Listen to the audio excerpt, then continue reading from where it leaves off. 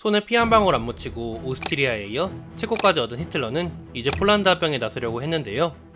그러나 독일이 폴란드를 차지한다는 것은 소련과의 완충지대가 사라지고 국경을 맞댄다는 것을 의미했어요. 이렇게 되면 서쪽으로는 영국과 프랑스, 동쪽으로는 소련에게 둘러싸이는 이중전선이라는 1차 세계대전의 악몽이 재현될 수도 있었죠. 때문에 히틀러는 아무도 모르게 스탈린에게 손을 내밉니다. 연합국에 늘 질질 끌면서 협상도 잘 안되는데 그냥 나랑 시원하게 편먹어버리고 폴란드를 반반씩 나눠 먹자, 뭐 이런 제안이었죠. 그리고 스탈린은 독일의 이런 제안을 흔쾌히 받아들여요. 영국과 프랑스가 알면 깜짝 놀라 뒤집어질 일이었죠. 독일과 소련은 정치 체제도 다르고 서로가 서로를 혐오해서 전쟁을 하면 전쟁을 했지 설마 둘이 편먹을 거라고는 상상도 못하고 있었어요. 그러나 히틀러와 스탈린은 이념으로 인한 갈등보단 현실적인 이익을 선택했던 겁니다. 영국과 프랑스가 이제까지 나치 독일의 팽창을 그대로 놔두었던 건 전쟁에 대한 공포심도 있었지만 독일이 급부상하는 소련의 공격에 방파제 역할을 해줄 거라는 믿음도 있었는데 이런 둘이 편을 먹어버렸네. 유럽에서 군사력 투탑이 동맹을 맺어버렸으니 영국과 프랑스군 입장에서는 이 사실만 알아도 사기가 팍팍 떨어질 소식이었죠. 하지만 다행히도 영국과 프랑스, 폴란드는 이런 협정이 맺어진 지 상상도 못하고 있었어요. 얼마나 비밀리에 독소 불가침 조약이 체결됐는지 당시 폴란드 침공을 준비하던 독일의 많은 장성들도 이 사실을 모르고 있었죠. 그렇게 독일은 폴란드 침공을 위한 만반의 준비를 마치게 됩니다.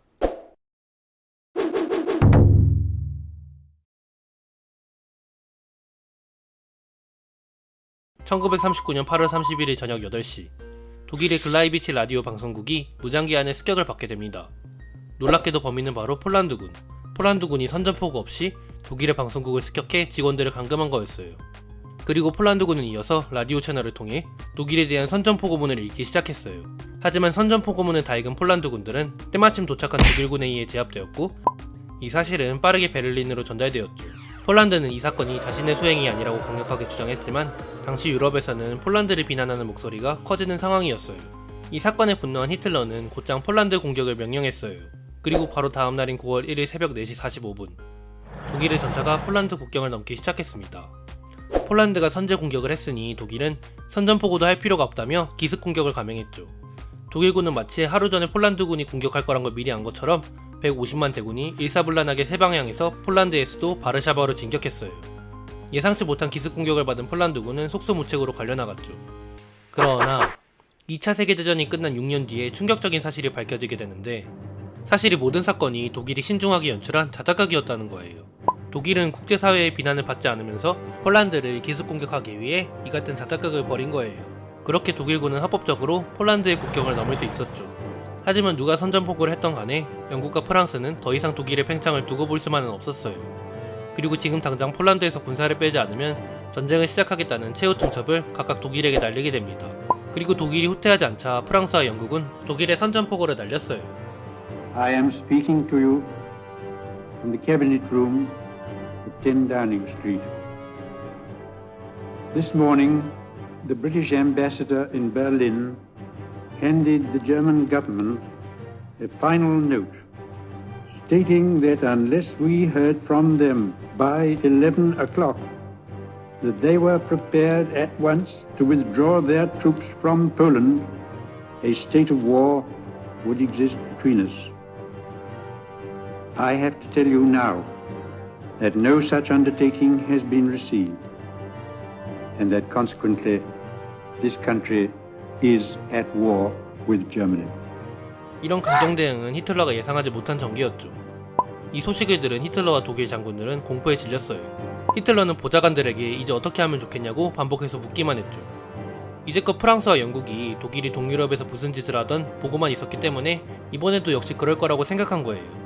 그리고 선전포고 다음날 영국의 원정군이 배에 오르기 시작했어요. 바다 너머에 있는 세계 최강 육군과 합류하기 위해서였죠. 당시 출정하는 영국군의 마음은 제주도 수학여행을 가는 학생들 같았어요. 다들 전쟁을 심각하게 생각하지 않고 후딱 갔다 와서 술 한잔 할까? 워킹홀리데이 개꿀, 이런 분위기였죠.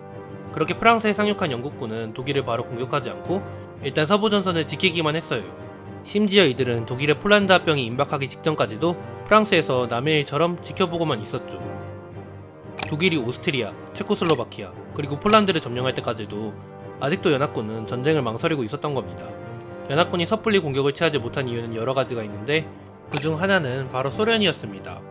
지금 만약 연합군이 독일을 공격한다면 소련까지 적으로 돌릴 수 있는 최악의 시나리오가 연출될 수 있었기 때문이죠.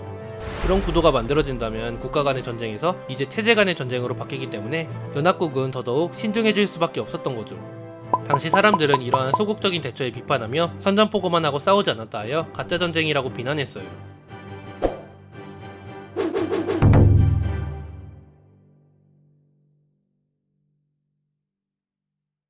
사실 히틀러는 이 모든 것을 계산하고 있었어요. 비록 영국과 프랑스가 선전포고는 했지만 섣불리 서부전선을 공격하지 못할 거라고 알고 있었죠. 이를 근거로 히틀러는 계속해서 폴란드 공격을 강행했어요. 당시 독일은 62개의 사단을 폴란드 전선에 투입했는데 그중 기갑 사단이 6개, 기계화 사단이 10개, 군용기 1300대라는 엄청난 전력을 가지고 있었죠. 그러나 폴란드도 독일의 군비 증강을 보면서 가만히 있지만은 않았어요. 당시 폴란드는 40개의 사단이 있었고 끊임없이 자국의 무기를 개발해 자국산 전차, 항공기, 심지어는 대전차 무기까지 가지고 있었어요. 그렇게 폴란드군 또한 전쟁에 만반의 준비를 다하고 있었는데 문제는 작전이었어요. 폴란드 내부에서는 국경선에서 독일을 막자는 입장과 폴란드 내부에 흐르는 비스와 강을 중심으로 방어선을 짜자는 입장으로 갈리고 있었던 상황이었죠. 두 작전 중 결국 한 채의 땅도 잃지 말자는 전략으로 국경지대에 넓고 얇은 방어선이 세워지게 됩니다. 하지만 이 작전은 결국 폴란드가 패전하는데 결정적인 역할을 하게 되는데요. 이렇게 넓고 얇은 방어선을 독일군은 기갑 전력과 공군을 이용해서 순식간에 한 점 돌파해 나갔어요. 전쟁 개시일인 9월 1일이 끝날 때쯤에는 이미 폴란드 공군은 사라지고 없었죠. 폴란드의 항공기 대부분이 독일군의 피습을 받아 지상에서 파괴되었으며 독일 공군은 폴란드군의 병참선과 도시까지도 무차별적인 폭격을 날렸어요.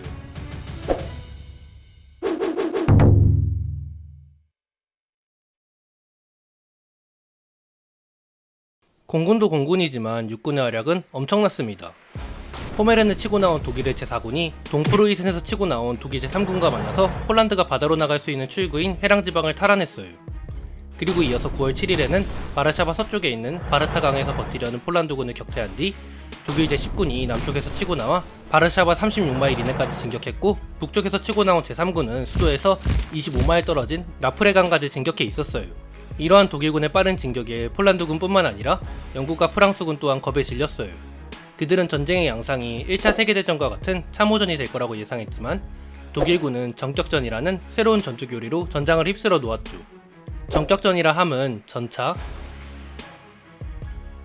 폭격기,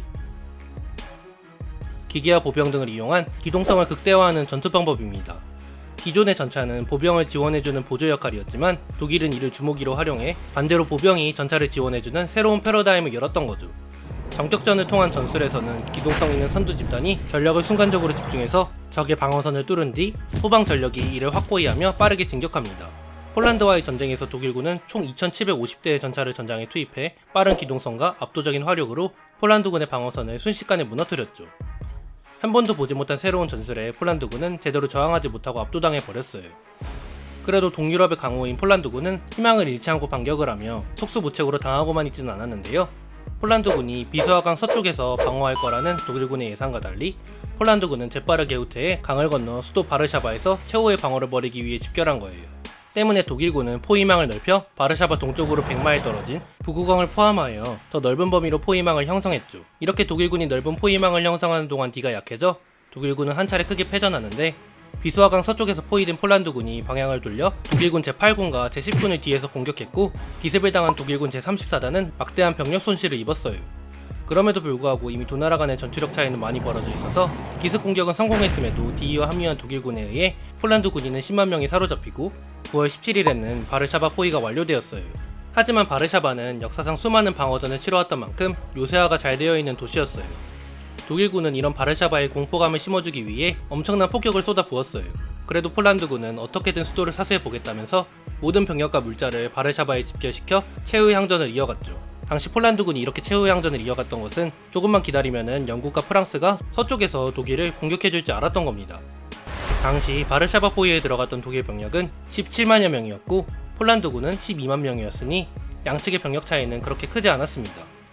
이렇게 프랑스와 영국이 참전하길 기다리며 최선을 다해 저항하던 폴란드군의 모든 사기를 한 번에 꺾어버리는 일이 일어났으니 그것은 바로 소련군의 참전이었어요.